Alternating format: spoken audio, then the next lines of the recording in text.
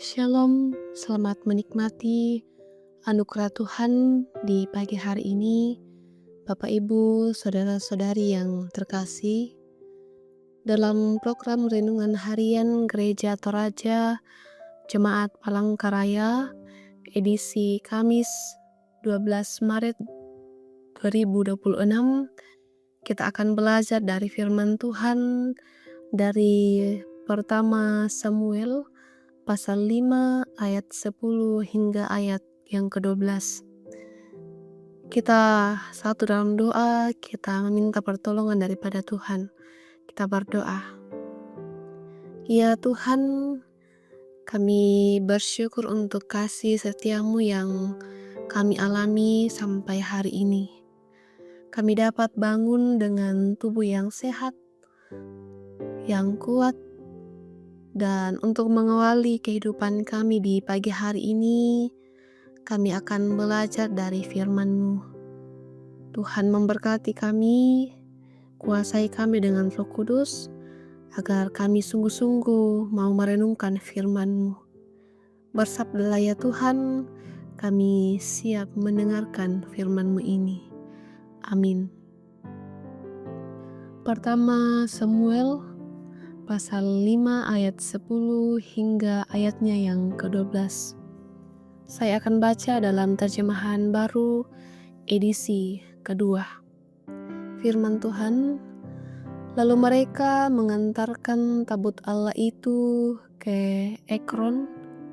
Setibanya tabut Allah di Ekron, orang Ekron berteriak, "Mereka memindahkan tabut Allah Israel kepada kita untuk membinasakan kita dan bangsa kita." Sebab itu mereka mengirim orang kepada semua raja kota Filistin supaya berkumpul. Mereka berkata, "Antarkanlah tabut Allah Israel kembali ke tempatnya agar tidak membinasakan kita dan bangsa kita." Terjadilah kegemparan maut di seluruh kota itu. Di sana tangan Allah sangat berat menekan. Orang-orang yang tidak mati ditulahi dengan benjolan-benjolan dan jeritan kota itu naik ke langit. Amin. Bapak Ibu, tema perenungan kita pada saat ini yakni hormatilah karya kasihnya. Kasir itu penggauranna pak kamasianna. Bapak Ibu, jemaat yang dikasihi Tuhan, saudara-saudara, setidaknya ada dua alasan mengapa bangsa Filistin merampas tabut Allah, yakni menjadikan semacam penghinaan bagi orang Israel dan juga menjadikannya sebagai semacam sumber kemenangan. Meskipun tabut tersebut berupa benda, namun ia adalah sesuatu yang kudus, bukan untuk diperlakukan sesuka hati. Dampaknya ialah kutuk penyakit dan juga kengerian bagi bangsa Filistin itu sendiri. Apa yang bangsa Filistin pikir baik untuk dilakukan terhadap tabut ternyata menjadi kesialan bagi mereka sendiri. Tabut Allah bukan suatu benda yang bisa diperlakukan sesuka hati. Oleh karena itu penghayatan iman Kristen mengimani bahwa Yesus Kristus adalah firman Tuhan yang datang kepada manusia. Meskipun begitu, dia diperlakukan dengan tidak sepantasnya melalui penderitaan dan salib. Kendati demikian, justru itulah jalan yang dilaluinya, supaya manusia sadar bahwa daripadanya terpatri keselamatan, dan ia sangat berbeda dengan ilah-ilah lain yang ada dalam dunia ini. Inilah sisi lainnya Bapak Ibu, saudara-saudara, jika bangsa Filistin mendapat kutukan karena memperlakukan tabut Allah yang berisi loh batu firman-Nya.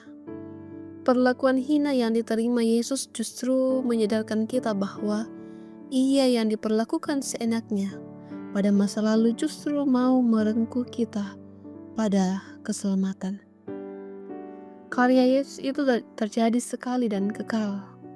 Karyanya harus dihormati dan dihidupi dengan baik. Namun sadar atau tidak, acap kali kita tidak menghormati karya Kristus dengan berbuat dosa. Dengan begitu sama saja dengan tidak menghormati karya kasih Yesus Kristus. Melalui Minggu Prapaskah ini, kita kembali diajak untuk senantiasa melihat ke dalam hidup kita.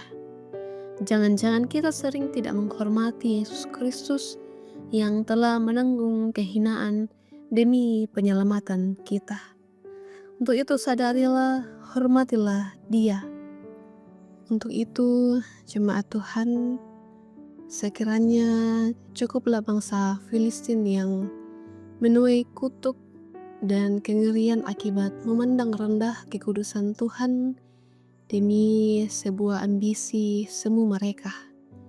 Biarlah kita, umat-umat Tuhan, menjadi umat yang benar-benar menghargai pengorbanan Kristus dengan mengintegrasikan integritas iman yang dalam setiap langkah hidup kita terus memuliakan Tuhan.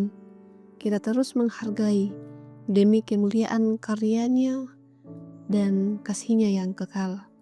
Amin. Kita berdoa. Terpuji Engkau, ya Allah.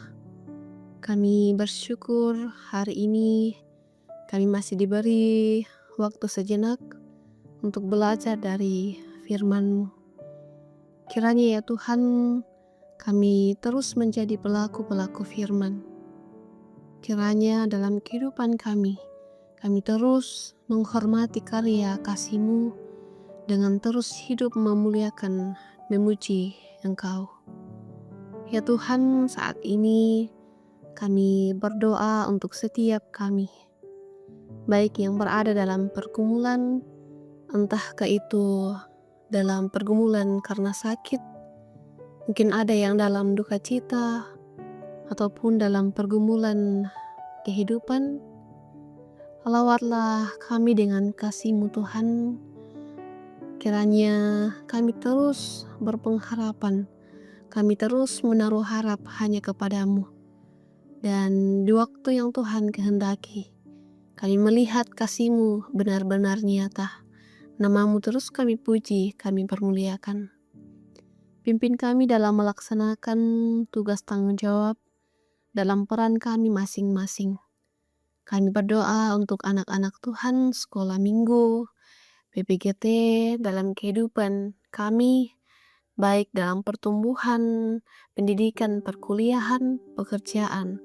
Tuhan menopang, sehat kuat terus menjadi bagian kami semua.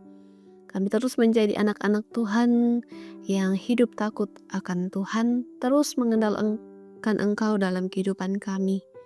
Yang dalam pendidikan kami percaya Tuhan mencukupkan apa yang kami butuhkan. Yang dalam pekerjaan sehat kuat terus menjadi bagian kami. Berdoa untuk setiap kami yang berperan sebagai orang tua. Karuniakan kesehatan, hikmat. Kiranya kami terus menjadi teladan untuk anak-anak yang Tuhan karuniakan.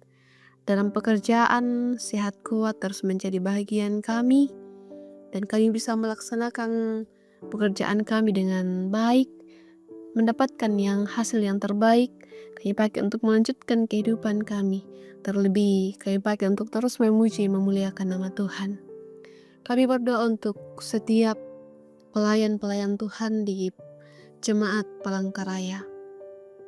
Apapun tugas dan tanggung jawab kami, kiranya semuanya kami boleh seia sekata mengangkat pelayanan ini. Dan semuanya hanya untuk kemuliaan Tuhan. Ini doa kami Tuhan, ini permohonan kami. Ampunkan salah dan dosa kami. Dalam nama Tuhan Yesus kami berdoa. Amin.